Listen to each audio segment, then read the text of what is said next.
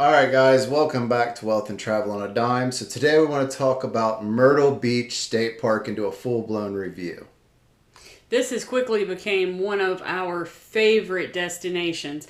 We've stayed there 3 out of the last 4 years, at least for 5 days. Yep. Now, the first time we went there, we were with Willie and Gretchen. Mm-hmm. The second time? We were with Roxanne and Sandy. Yep. And then the third time here this year, we went with Willie and Gretchen again, and that was over Memorial Day. Yes. So, first we need to talk about the accommodations because it is a campground. Now, you have multiple choices for how you want to camp. There is overflow primitive camping. There is standard tent-only sites that have electric and water.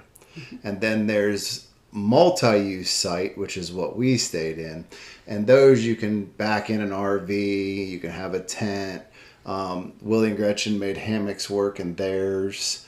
So there's also a full-blown RV site which has full hookups, and then they also have a few pull-through full hookup RV site areas, as well as some cabins, to stay in. So there's definitely a lot of different options with different price points. Now, personally, ours was a multi-use site, which means that it had electric and it had water, and it was big enough to back in a smaller RV or travel trailer. We had plenty of room. We had a tent to cover our picnic table, like a screened-in tent. We had our little square drop camper with little air conditioner in it that we basically just sleep in when we're in it. And our vehicle fit there, and you could have easily put another vehicle there. So For sure. Or a 10 or whatever. We had lots of room. yeah, it was plenty of room for what we needed. Now, I do want to encourage you guys to stay at the end of this video if you want to know how much we paid over this holiday week to stay. So Let's talk about, though, the best part of the campground. The best part of the campground is you can literally go from your campsite, cabin, whatever you've rented, and walk straight over the dunes to the beach. It's amazing. It is so nice not to have to travel or anything, just to simply pack up whatever you're taking with you to the beach and walk straight over to the beach. They do have a lifeguard that's on duty, which are very, very nice. It's not usually very crowded, at least not in that spot like at the state park beachfront. It's a great place just to lay out on the beach and take a nap if you want to, chill, take a walk at night. We often take walks at night. Yep. That's kind of our thing whenever we go to the beach. But we usually just pack up and we'll stay down there all day long. Yep, you just bring a couple drinks down there. Some of us take naps when we're down there. I personally like to go swimming a lot because I get hot and I want to cool off. But the actual waves are not that bad, and there definitely is way less people there than, say, the beach down by the boardwalk. And people are not trying to sit right on top of you either. Everybody tries to spread out right there. And you'll find that the day use people stay down the beach farther from the people using the campground, which gives you even more room in there. So, because it kind of has two different accesses there. yeah, right by the entrance, there's the day use people usually use that area, and the campers use the farther down area. Now, the next thing I'm going to want to talk about is the hiking. So there is multiple trails, especially one that goes through the nature center area there. And they're all what I would call easy to moderate. If you've got kids or pups or older family members or somebody maybe that is not the most sure-footed on aggressive trails or maybe not in the greatest of shape, these trails will not be a problem. They zoom in and out, cross the road, the main entrance there. It's really hard to get lost in there. Everything is actually signed up pretty good so you can find what you're looking for. And I think that it makes for a nice option to go walking around. You would think during the dead day it gets real hot, but when you get on those trails during the middle of the day, it's great because they're so shaded in. They're all shaded. Yeah, so it's a lot cooler. It's a perfect thing to do right in the middle of the day if you need something to do with your family. They also have a fully stocked camp store. And whenever I say fully stocked, I mean they have all your normal camping things, plus they have souvenirs. They have, we went every day and bought ice. Yep. They do have some drinks there if you're wanting some drinks. They have bread. We forgot our buns at home, Yep. so... And they have it in the sizes you want. You can buy a full-size bottle of dish soap, or Willie got that little tiny camp version. One. And it was like $1. I mean, it literally, their prices are so much better than most camp stores. It's very reasonable, but this is a big store. This is not a little store. And it's not all just junk either. It's all useful things that you need. Yeah, if you go in there and look, you'll be looking for a little while. Yeah. Oh, they also have that little library that you can borrow books and drop a book off. Kind of like a little book exchange thing. So if you forgot to get your book, which I did get a book from them and read it while we were there. Yep. So next we need to talk about is the most important thing for any campground, and that is the bathrooms. So in this location, and we have been there multiple times, so we have seen multiple bathrooms that they have actually upgraded just in the time that we've been going there. But their restrooms are cleaned multiple times a day.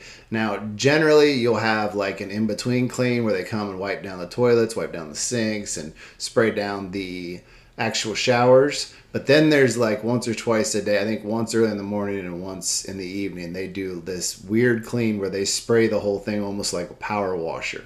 And you'll know when it's been done because you'll walk in, it'll smell like a bathroom that's just been scrubbed.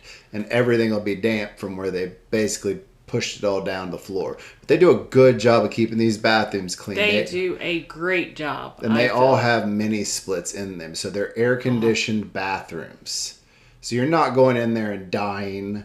And generally speaking, they stay clean most of the time. We were there during a holiday weekend, so the actual holiday days there, that place was packed. And they stayed on top of them bathrooms doing their best to keep them cleaned up with the volume of visitors they had. I'm very impressed with their bathrooms. So, with that said, we need to talk about, and you're laughing because we need to talk about the wildlife here. All right. So, first time we stayed there, we literally were entertained by watching squirrels climb under the edge of the screened-in tent of our neighbors who had a bunch of kids, and they like left little mini donuts and all kinds of things out, and these squirrels were just grabbing them and taking off with them. And they wasn't tearing anything up or anything. They were just simply going in there and picking up the scraps. Yeah. I mean, kids left Oreos on the tables, and they were going and picking them up and running away with them. So you kind of expect that. Now, the second time we went, we really didn't see much wildlife at all. And we were right in the middle of the park. This time, we were at the very back of the park. And we had visitors. Okay? We had raccoons that would just come into your camp and just say hi to you when you're sitting there. You would just... Gretchen had one that was basically just hanging out under her hammock while she was laying there asleep. She was trying to convince it to climb into her hammock with her. But, yeah, they are smart.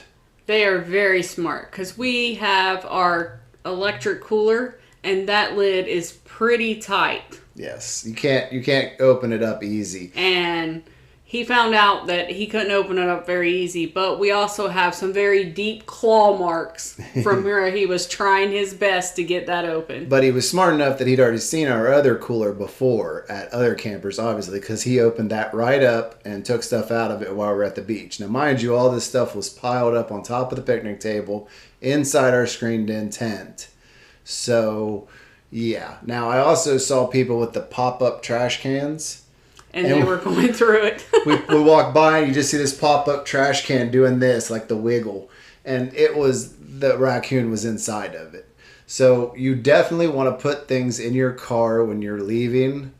And you definitely want to put things away at night when you are going to bed. Generally speaking, I don't think that I didn't have any problems other than that one time because we left our stuff outside the car. But we were just putting the coolers in the car after that. But after that, we just put them away and it was fine. Now, if you're sitting there, generally they won't bother you. If you see them, a lot of times they're digging to get things out of the ground. But it is something to be aware of. It's not a problem. Please don't pet the animals. That's not a good idea. They're not tame. No, they probably wouldn't like that very much. But with that said, you better talk about the one thing that everybody wants to know the most about. So, as we said, we did stay over Memorial Day weekend. So we went there on Thursday and we left, I think, on Tuesday. And it was the actual Memorial Day weekend. For that 5 days, 6 nights, we paid... 6 days, 5 nights? 6 days, 5 nights. We paid $336 for our site. Now that was an electric and water site, a very big site. But think about that.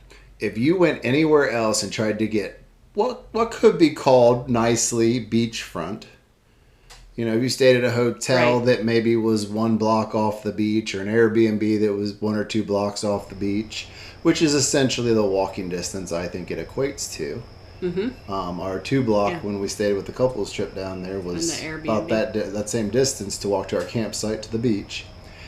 And you'll spend thousands. But we just spent 6 days and 5 nights for $336. I mean, you can't beat that, honestly.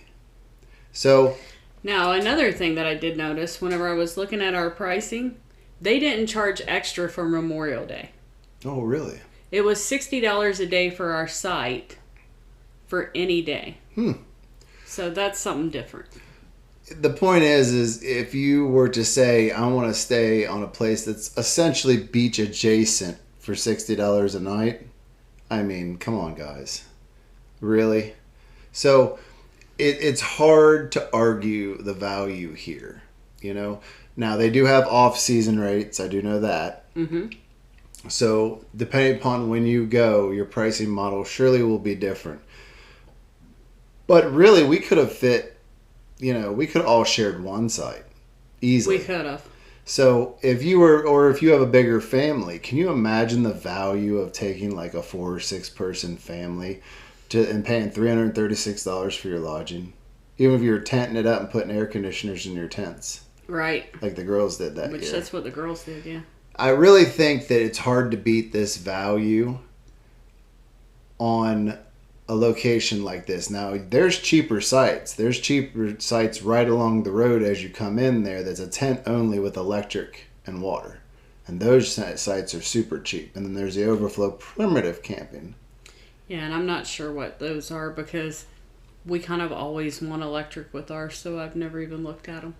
But I think you guys should go take a look at it, and maybe you want to go check it out and try camping there, because I think it'll make for a great trip, a great memory. We questioned it at first. We admit it. But once they got us down there, we were hooked. I mean, it is a beautiful place. And I will say that most campgrounds, the big problem you have is people trying to party super late and stuff. About 10 o'clock, 10:30, it's quiet time. Everything pretty much shuts down and everybody just kind of Even on a holiday weekend, it was pretty quiet. Yeah, it got pretty reasonable. About 11 o'clock at night, the only thing you're going to hear is neighbors' squeaky camper doors. Yeah. But with that said, we do believe that you should go check it out. We will leave links below to their website so you guys have direct access, and I'll get it pinned to the first comment by my beautiful wife. And with that said, we hope you go check it out. We appreciate you guys watching. If you haven't already, and I don't know why you wouldn't have, go down, hit subscribe, hit the notification bell so you can see all of our upcoming videos. Leave us a comment, leave us a like, and we'll see you in the next one.